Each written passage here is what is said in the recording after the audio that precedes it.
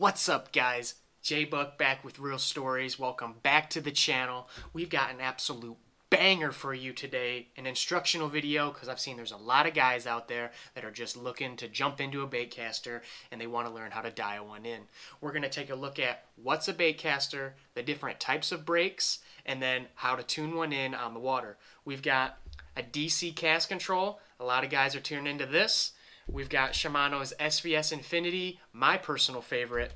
And then we have Lu's centrifugal brakes. These things are nice as well. And then finally, we have dual braking, including magnetic. I hope you guys want to come along, take a look inside these reels, figure out what they do, and how to dial it in.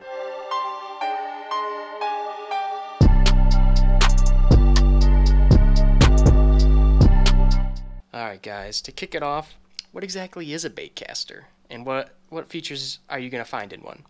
So there's all sorts of different types of baitcaster styles, materials. There's 70 size, 100, 150, 200. That's basically the size of your reel or the size of the spool that's inside of it. Now, first off, we have your handle. That's going to be on the right or the left. That's dependent on you and how you fish. They're also going to have what's called a drag star.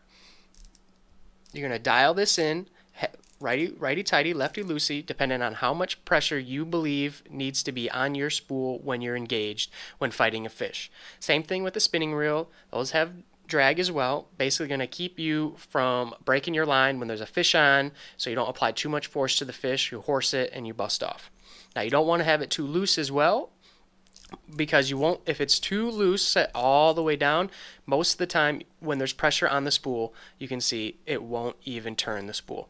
So you're going to need to find what lures and what presentations work best at different type of drag settings depending on the fish that you're fighting.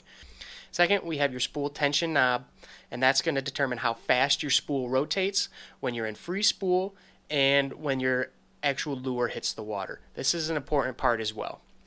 Next, on your palm side plate, some reels have this, some reels don't. You have an adjustment knob or a dial. That's going to allow you to completely fine-tune your braking system even further than what's on the inside of the reel. A lot of magnetic reels offer this with no adjustment on the inside. Centrifugal brakes offer this on the inside with no dial on the outside. And now as we get into more higher end, more modern reels, there's often an adjustment on the inside and the outside of the reel. Now on the front, you have your level wind. That's going to allow the line to lay perfectly across the reel without any overlap, so you don't get any backlashes. And then finally, we have your thumb bar to allow your reel to go into free spool so you can cast. So what are the different types of brakes in a reel? Let's start out with one of your more traditional ones. Alright, to kick it off, we got centrifugal brakes, and I wanted to start out with Lu's, but before I jump inside, I kind of wanted to give you guys an idea of what centrifugal brakes do and what actually causes a backlash. So basically, what causes a backlash is your spool spinning faster than the lure is actually pulling line out, which would cause an overrun or what backlash or a bird's nest. Now, as you dial in your brakes, it will control how fast your spool spins on the initial cast, throughout the midway of the cast, and at the end when your lure actually hits the water. So, what do centrifugal brakes do? Let's open up this BB1 Pro and I can kind of show you. And pull out the spool. Centrifugal brakes usually use some sort of brake shoe on the spool. You can see that these orange shoes here. Each reel is going to have something different, a different look to their brake shoes. Let me open up this speed spool. Basically, it's all going to be the same. You can see the brake shoes here are blue. Now, some reels allow you to engage or disengage these brake shoes. I'll jump into that in a little bit further down this video. But for these Lu's, they're always engaged. So you don't have to open up the spool and dial it in, which is really nice when you're trying to learn about a baitcaster. So how do you actually dial one in? You actually use this outside palm plate knob, and you're just going to adjust this knob forward or back, depending on how much brake pressure you want applied to those brake shoes. Now, what is actually going on in there? So as you adjust, might be tough to see in the camera, this brake drum is going to get farther or closer away to the spool depending on what setting you have it at. The closer it is, the more friction it's going to apply to those brake shoes. The farther away, obviously a little bit less. So why would you want a centrifugal brake, or what does centrifugal brakes do to your cast?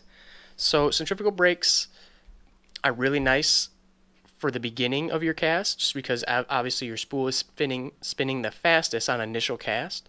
So these brake shoes are going to extend out through the force of gravity as this starts spinning. Now, the faster your spool is spinning, the farther they're going to be out, or the longer they're going to maintain their position of rubbing against this brake drum or ring. So again, it's going to apply the most pressure to the beginning of your cast because your spool is going to be spinning the fastest. It's going to apply less pressure to the back end of your cast, or to say slow fishing presentations such as flipping or pitching, is because there's not enough force to pull those brake shoes out. I really like centrifugal brakes in most situations because I think you can dial them in the most. I just really enjoy centrifugal brakes for all sorts of applications. And if you flipped or pitched off centrifugal brakes, you know that the beginning of your cast, the lure doesn't fly that fast, but the back end of your cast, that lure is just absolutely flying. So I think this is one of the best choices for your all-around presentations, or if you're just going to try to jump into something like this. But again, applies the most pressure to the beginning of your cast, less pressure to the back end of your cast. Alright, next up I kind of wanted to talk about magnetic brakes or dual braking. I want to stick to the magnetic side of things so I can keep things a little bit simple. Magnetic brakes are primarily going to be adjusted with the outside, the palm plate, just like a centrifugal plate, the knob or the dial, but on the inside it looks a little bit different, but things are pretty much going on the exact same way. You can see on the inside of this palm plate we've got a couple different magnets. This one has 5. Now there's some reels that come with space for more. You can actually add magnets or remove them depending on your preference. You can actually add stronger magnets, weaker magnets, but again, that's all up to you and that's reel dependent. So basically what's going on is, again, you're going to use this dial, tune it up to bring those magnets closer to your spool, tune it down to bring those magnets farther away. So what's going on is your spool is spinning, right? And then those magnets are applying their pressure to the spool depending on how much power they have. So when you're casting a magnetic brake reel, you're actually receiving the opposite effect of, say, centrifugal brakes. Like I said, apply more pressure to a faster spool speed and less pressure to a slower spool speed. Magnetics work the opposite. They apply more pressure to a slower spool speed and less pressure to a higher spool speed. And that's just because the strength of the magnets. So when you're casting, on the beginning of your cast, your spool is spinning as fast as it can. These are going to apply less pressure to your spool, which can cause overruns depending on how you have it set up. But on the back end of your cast, it's going to be a lot more tight, a lot more clean of a cast, just because there's going to be more pressure on your spool than at the beginning. I really like magnetic brakes for a lot of different situations. In my opinion, I think they have more stopping force than centrifugal brakes, but that's me. Some magnetic brakes change the power of the magnets throughout the cast, and now that's something for a different video. I'm kind of alluding to Daiwa's MagForce system. I don't have any of those, so I can't really give too much insight on that. But I will say that they're probably the most advanced magnetic brakes on the market. They actually adjust how much magnetic force is applied to your spool throughout the cast, while traditional magnets are it's a fixed magnet, it's a fixed amount of pressure that can't be adjusted. So again, I prefer centrifugal brakes over magnets, and that's again just because the way it applies pressure to the spool. I really prefer centrifugal brakes in, say, a windy situation, just because they're going to apply more pressure to the spool on the beginning of the cast, while with magnets on the latter. So for example, you throw your lure into the wind, right? Your spool is spinning as fast as possible, which applies the least amount of magnetic force. So when your lure catches the wind, the lure gets slowed down, but your reel does not. So that really causes a lot of opportunity for backlash when it comes to magnetic brakes. Now see, on the flip side, centrifugal brakes apply more pressure to the beginning, which when your spool actually catches, or your lure actually catches the wind, your spool is still being maintained by those centrifugal brakes. So I think there's just a little bit more opportunity to get a backlash when you're throwing magnets into the wind. Now, before I go further, we can talk about the best of both worlds. As you can see, this Bass Pro reel here has dual braking. You got centrifugal brakes, some brake springs right here. You see you turn those on or off. So on actually means that it moves back and forth. You can see it actually poke out. I don't know how much you can see that, but they actually poke out. Now when you want to turn it off, you lock it down, and now it actually can't come in or out of the spool. So you can turn these on and adjust them. So when it comes to an all-around situation, I'd say dual braking is the best of both worlds, but that is completely up to you. That is angler dependent and how you feel is the most appropriate braking system for your applications. Now, other reels that have dual braking are this Quantum Accurus. This PT's got a dual braking system. Same with this Lew's Mach 1. It's got dual braking, some sort of pins, and then you can see the magnets in there. Now the Accurus is just a little bit different, and they're not pins, it's a dial. So obviously you turn it up to apply more force, you turn it down to apply less. Alright, DC braking. This is an amazing advancement in the market. It's been around for a long time, but now it's actually trickling down into more affordable, less expensive reels. This is a Corrado DC, and I really like this type of braking for most situations. Now, how you dial something like this in, it's a lot easier than, say, magnetic or centrifugal brakes, just because there's only so many settings. So you've got your first setting, which is open. Basically, that allows you to open up the palm side of the plate. You got your 1, that's going to be max casting. That's going to allow you to throw your lures the farthest. We got 2, which is usually your braid setting. They want you to use this setting when you're throwing braid. And 3, we've got your fluorocarbon setting, your monofilament setting. And then 4, you've got your most braking for, say, flipping, pitching, and stuff like that. Now, I will say that guys that think that you will not backlash with this are definitely mistaken. There are situations you will backlash, and you will need to use your thumb on the spool. Just like all of these brakes, you will use your thumb in some sort of situation to stop the reel when your lure hits the water. Now we're going to talk about that a little bit farther because all these reels need to be adjusted in line with your spool tension cap. But anyway, back to DC. So I'm going to open it up. Alright, so you can see there's not much going on the inside in terms of what you can adjust, but there's a lot more going on than you think. So this reel actually has a brain or a little computer chip on the inside that adjusts your spool speed all the way throughout the cast. Now, they say it's 1/1000th of a second, so that actually adjusts spool speed 1,000 times per second as you throw it. So as your spool generates speed, it generates an electrical current that is transferred through a coil that's in here that then transfers that to the brain, and then that determines how fast or how slow it needs your spool to be going to apply different pressure. The cool thing about this is that there's no battery, there's no I need to charge it. It's all generated on every cast. Like I said, when the spool spins, it generates electric current through the coil that is in here, and that's what gives you the complete cast control. Now, like I said, this reel, it's very effective to learn on. It's going to minimize the amount of thumbing that you're going to need to do, but you will definitely backlash this type of reel if you're not careful. If you're trying to bomb one out there, if you're trying to overthrow, I mean, we've all done that, try to cast as hard as we can, you will backlash this.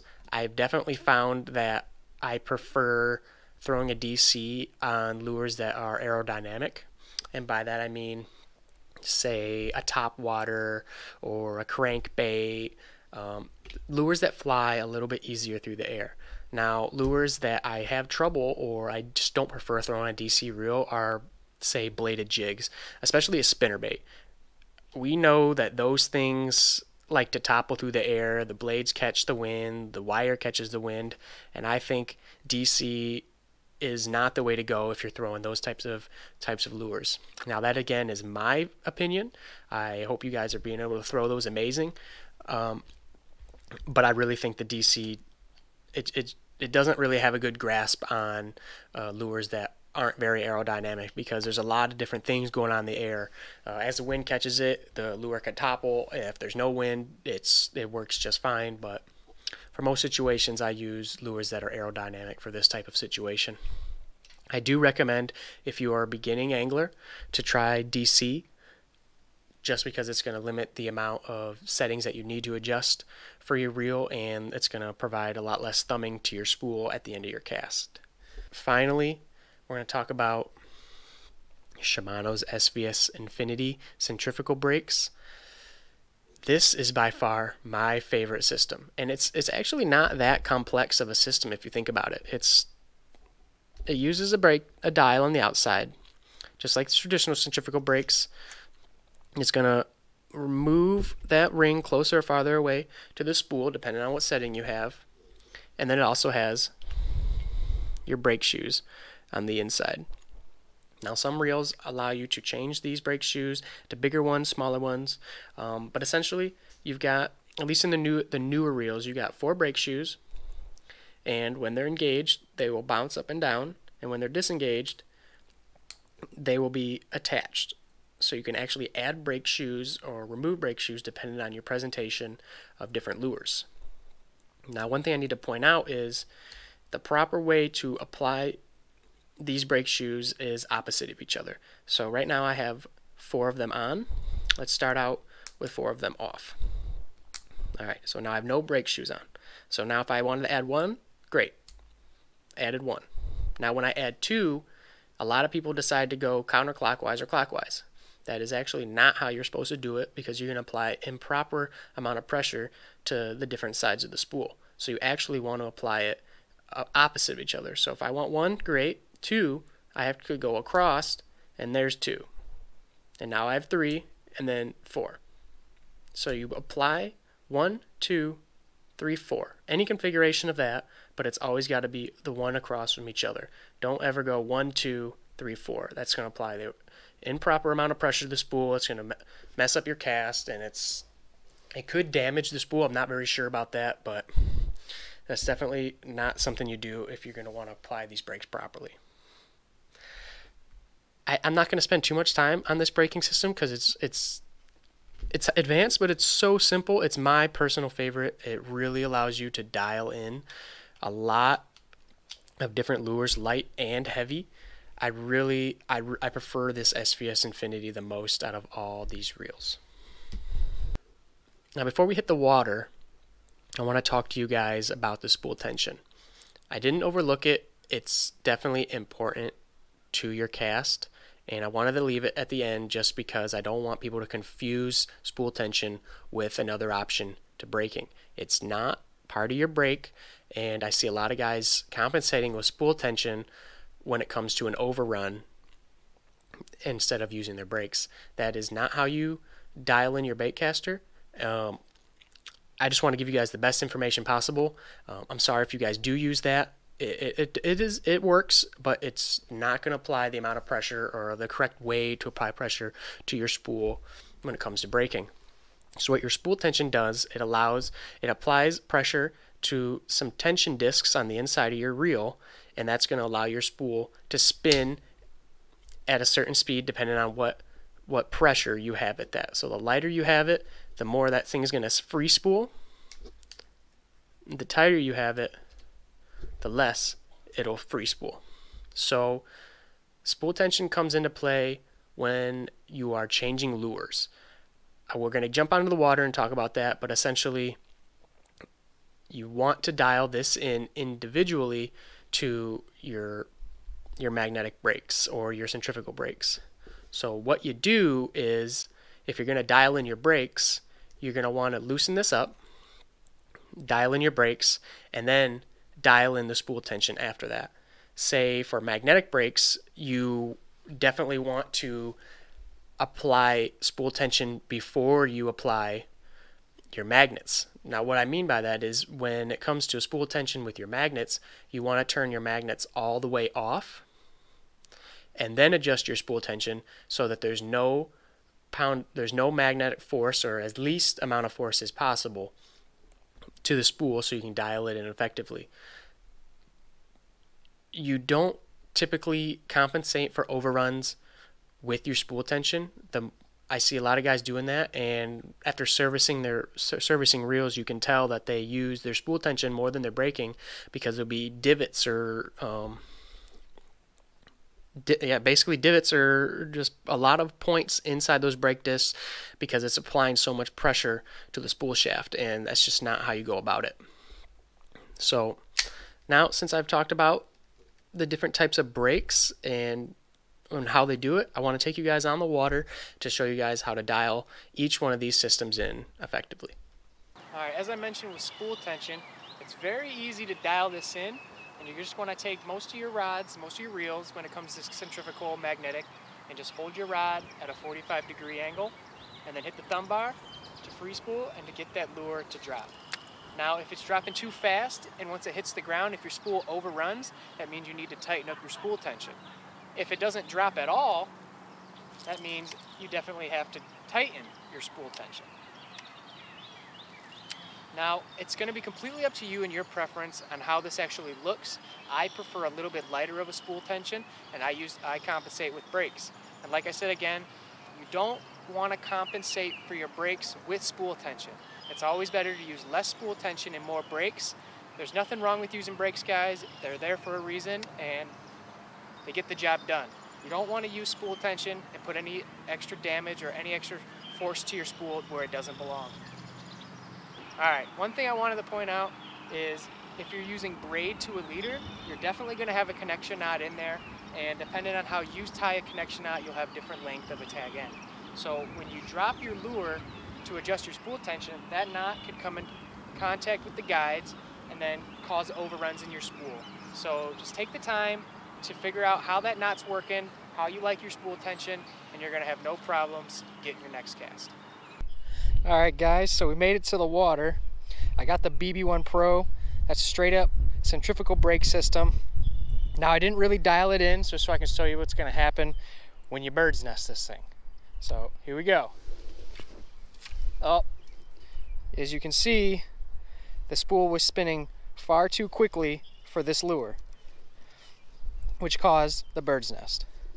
So what do we do to adjust that? Take a look at our brake dial. Alright guys, so you can see I had it on free spool just to kind of show you what I'm talking about. Let me crank that baby all the way up to 7. Now if you're just getting into this with your lure, obviously you're going to need to know the weight of your lure, and then I recommend maxing out your brake settings so you don't backlash. I know that's not very fun, you're not going to get max distance, but every cast, dial it back just a little bit until you start fluffing up and you can find that perfect spot where you can get max distance without a bird's nest. So I turned it up to 7, and now let's see what's going to happen. As you can see, the spool was well under control and I didn't receive a backlash. Now that is going to be how you guys are going to want to do this if you're going to set up your centrifugal brake that only is adjusted from this palm side plate. Alright guys, so I've moved over to the Shimano SVS Infinity. I got it on my Scorpion MGL here, JDM reel, but there's a lot of Shimanos out here that use this type of setup.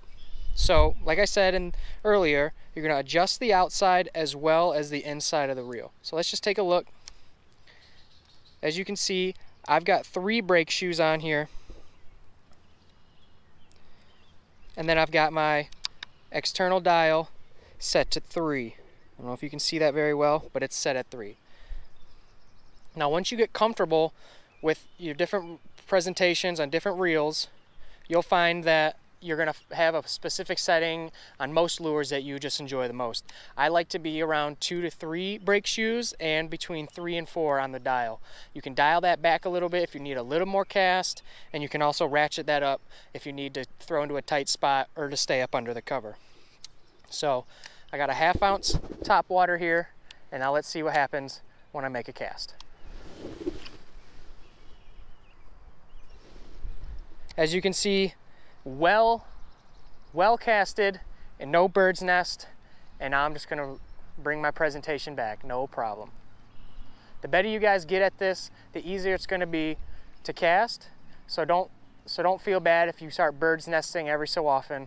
And like I said, start out with your dial at max and then ratchet it back slowly. All right guys, next up is dual braking. I got this Bass Pro Johnny Moore Signature Series paired up with my Fenwick and then a swim jig. Now this is a lighter lure, so I really like dual braking so I can control the beginning of the cast as well as the end of the cast. So just like with any other reel, you're gonna open it up. If you have brake on the inside, see what you want to get. I've got pretty much all of these brakes on just so I can control this light lure. And it's I got a little bit of a crosswind, so I'm gonna ratchet it up or dial it back to 5 and see what happens when I make a cast.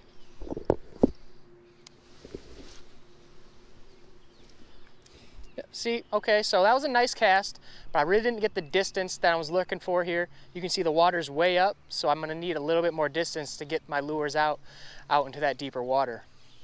So I'm gonna bring back down the magnet a little bit, see if I can get a little bit more distance. Yep, got a few more feet, but nothing crazy. So I think I would decide to open up the reel and probably take off a brake spring and then go from there. But again, that's completely up to you, depending on your presentation, how far you're gonna get. Now, if you're gonna throw under these trees, you'd be perfectly fine with the brake dial that you're at. But if you're gonna try to max cast straight out to that lay down wood over there, you're gonna have to ratchet back as far as possible until you receive that bird's nest. All right, and last up, we've got the Corrado DC, this digital cast control system. Now, when it comes to spool tension on a DC reel, it's a lot different than your standard reel. Most reels you're gonna hold the tip at about a 45-degree angle, and you're gonna adjust more or less on the spool tension until that reel falls slowly to the ground. And once it hits the ground, the spool should either completely stop or turn about half to 3/4 turn. If it overruns any more than that, you need to add some more spool tension. Now on a DC reel, it's a little bit different. You actually don't dial in the spool tension that way. They want you to dial it in so your reel your spool minimizes side-to-side play. And this is what I mean here. If you can grab the spool and slide it back and forth, you need to tighten up the spool tension. Now you don't want to get too tight or it doesn't move at all, but you just want to get it right to the point where it's minimized. Pull it back a little bit. Feels good. Now again, you have a lot less settings on a DC reel. Right now I have it on 2 because I'm running braid and that's the recommended setting. If I was running fluoro mono, I'd probably jump up to 3. And if I was gonna pitch heavy cover or I need extra braking, I'll go up to 4. Now if you wanna try max distance, you drop down to 1, but I do recommend lobbing it out there softly and seeing what your spool does before you bird's nest to the point that you can't undo your spool. So let's get this thing tossed out there and see what happens. I've got a pretty beefy lure on here. This is well over an ounce, and we're gonna see if we can make a nice bomber cast. Again, braid setting is on 2 for braid, and I've minimized the side-to-side play of the spool.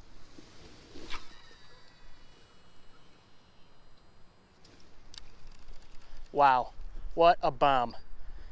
You definitely are gonna hear something in your reel if you've never used DC. Kind of sounds like a baby T-Rex in my opinion, and they all sound a little bit different, but it's something you're gonna have to get used to if it's something that you're not used to. It's not that bad. Once you've casted it every so often, you're just gonna completely ignore it and it's just gonna become regular fishing.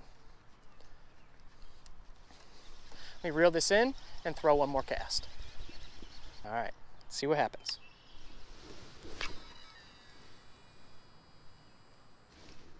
Wow, absolute bomb. So I probably could dial this back down to 1 and see what happens, but I'm getting plenty of distance out there and I'm having no problem with an overrun. The spool and the reel is taking care of all that for me, and I'm using very minimal thumb to stop the spool when it lands. All right guys, I hope you enjoyed this video on how to tune your baitcaster. If you learned something, hit that like button. Down in the comments, let me know which type of brake system you like the best. Do you like magnets? Do you like dual braking? Best of both worlds?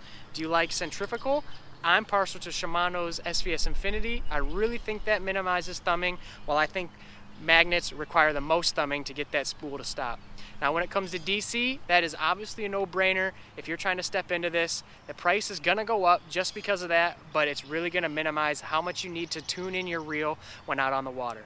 If you like this video, give it a thumbs up, subscribe to our channel, and I'll catch you guys in the next video.